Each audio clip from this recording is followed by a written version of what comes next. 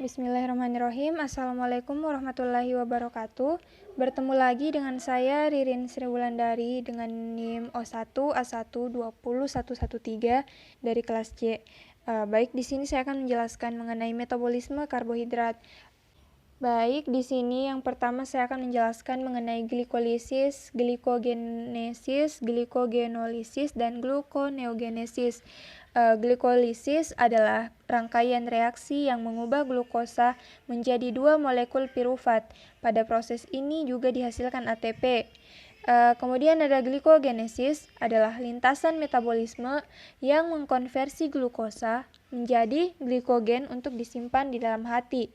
Yang ketiga itu ada glikogenolisis. Glikogenolisis adalah lintasan metabolisme yang digunakan oleh tubuh selain untuk menjaga keseimbangan kadar glukosa di dalam plasma darah, juga untuk menghindari simptoma hipoglisemia. Yang keempat itu ada gluconeogenesis. Gluconeogenesis merupakan suatu lintasan metabolisme yang dapat dimanfaatkan tubuh untuk menjaga kadar glukosa dalam darah tetap seimbang, selain dengan glikogenolisis.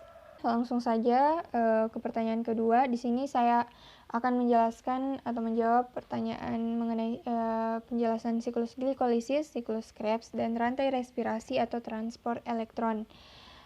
Baik, langsung saya ke siklus glikolisis. Bisa kita lihat di bagan. Di sini siklus glikolisis terbagi menjadi dua tahapan. Yang pertama tahapan penggunaan energi, yang kedua ada tahapan pelepasan energi. Terlebih dahulu saya menjelaskan mengenai tahapan penggunaan energi.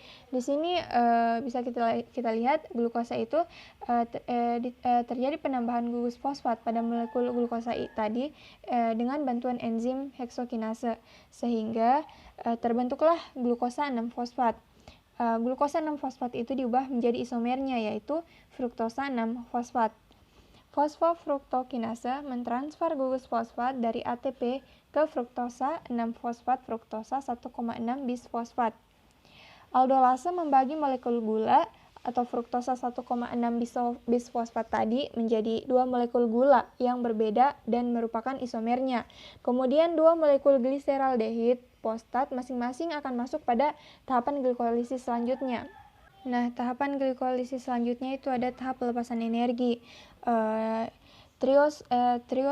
Triosafosfat dehidrogenase mengkatalisis pemindahan elektron dan H+ dari substrat gliseraldehid fosfat ke NAD+ membentuk NADH.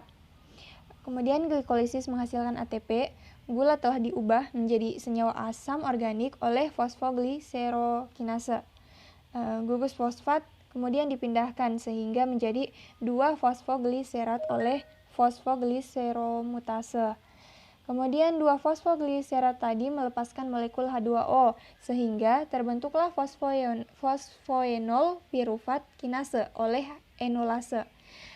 Kemudian yang terakhir pirufat kinase mentransfer gugus fosfat sehingga menghasilkan 2 ATP lagi.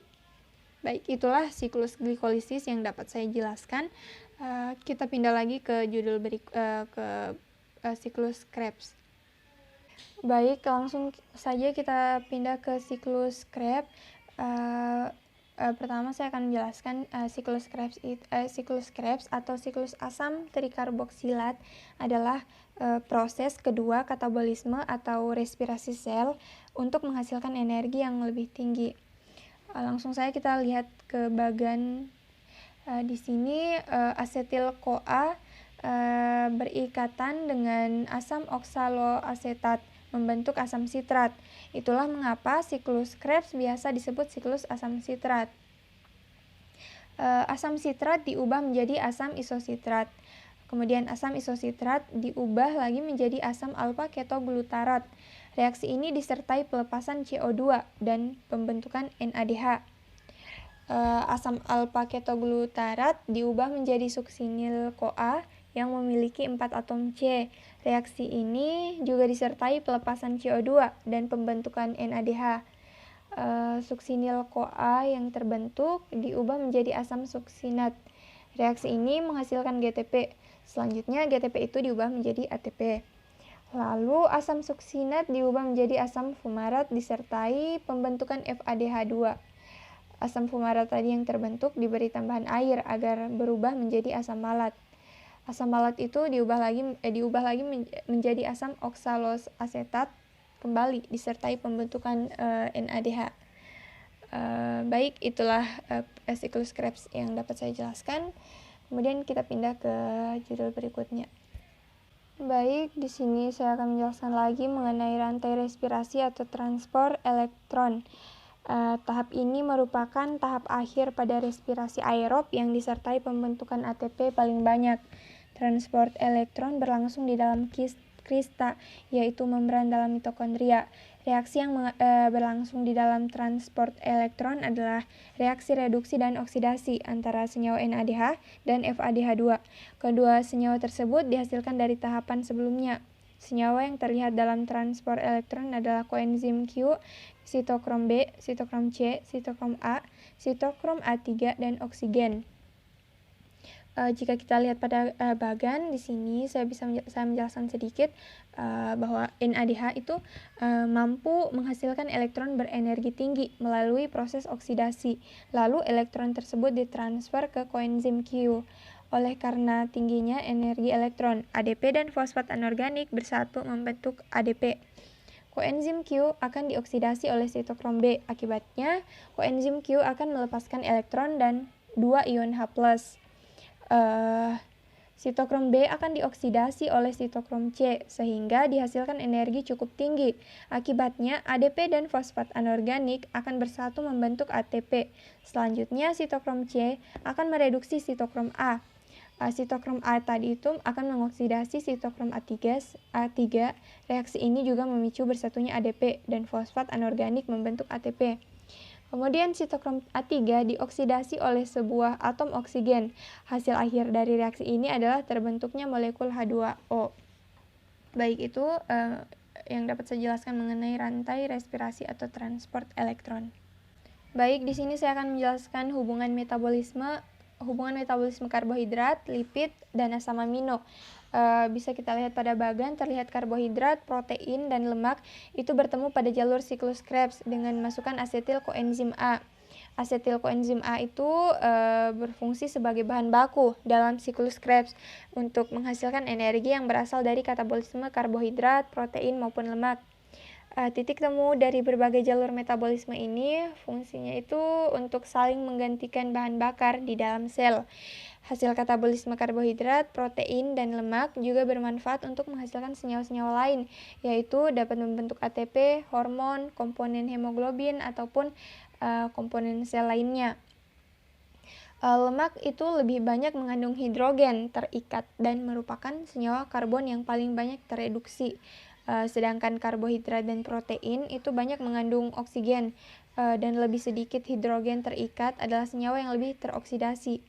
Senyawa karbon yang tereduksi itu lebih banyak menyimpan energi dan apabila ada pembakaran sempurna akan membebaskan energi lebih banyak karena adanya pembebasan elektron yang lebih banyak.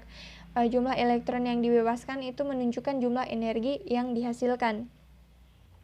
Dari penjelasan saya ini, saya simpulkan bahwa jika kita makan dengan mengkonsumsi makanan yang mengandung lemak, akan lebih memberikan rasa kenyang jika dibandingkan dengan protein dan karbohidrat.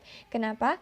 Karena rasa kenyang tersebut disebabkan oleh kemampuan metabolisme lemak untuk menghasilkan energi yang lebih besar. Baik, itu saja yang bisa saya sampaikan mengenai hubungan metabolisme karbohidrat, lipid, dan asam amino. Nah, yang terakhir di sini saya akan menjelaskan mengenai glikolisis aerob dan glikolisis anaerob.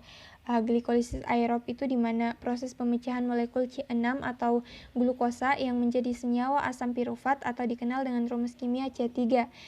Dalam respirasi aerob itu memecah senyawa organik ke anorganik menghasilkan energi dalam jumlah besar yaitu ada 36 ATP. Kemudian glikolisis anaerob merupakan lintasan glikolisis yang dapat bekerja dalam keadaan sama sekali tanpa oksigen, tanpa terjadinya glikolisis anaerob atau sitoplasma. Ini bertujuan mengurangi senyawa organik. Hasil dari respirasi tahap oksigen ini adalah sejumlah energi yang lebih kecil yaitu 2 ATP. Baik, itulah tadi materi-materi yang dapat saya sampaikan. Jika ada kesalahan mohon dimaafkan. Semoga video yang saya bagikan ini bermanfaat. Saya ucapkan terima kasih. Saya akhiri. Wassalamualaikum warahmatullahi wabarakatuh.